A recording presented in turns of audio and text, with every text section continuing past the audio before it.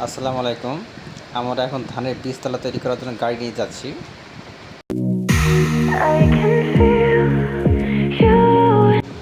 মাসুদ ভাইয়ের power tiller দিয়ে জমিতে চাষ করছি। তিনি অনেক দূর থেকে আসছেন, তাকে আমরা ফোন করে ডেকে আনলাম।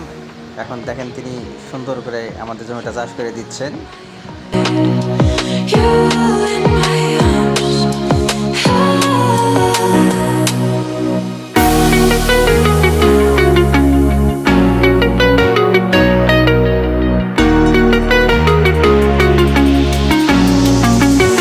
চাষ করার পরে মই দিয়া মাটি টানে সমান করতে হয়, সেক্ষেত্রে দুটা গরুর প্রয়োজন হয়, কিন্তু বর্তমানে আমাদের হাতে কোনো গরু নাই, সেজন্যে মই নিজে নিজে দেয়া হচ্ছে। তবে গরুর থেকে অনেক সুন্দর হয়েছে।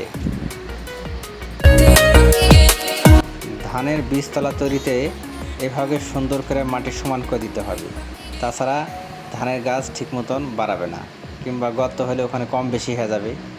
সে কারণে একদম লাঠির সাহায্যে মাটি চারিদিকে সমান করতে হবে।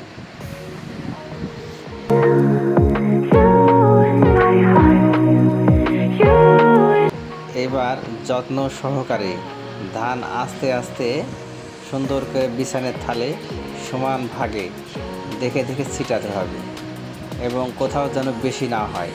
সব কিছু এক মাপে সুন্দর করে পরিবেশন করতে হবে। তাছাড়া একটা কম বেশি হলে আপনার গাছ একটা বেশি হবে, একটা কম হবে। সেক্ষেত্রে সাবধানে খেয়াল রাখতে হবে যে কোথাও যেন বেশি না হয়। পাতলা হলে কোনো সমস্যা নাই, তবে খুব যেন বেশি না হয়।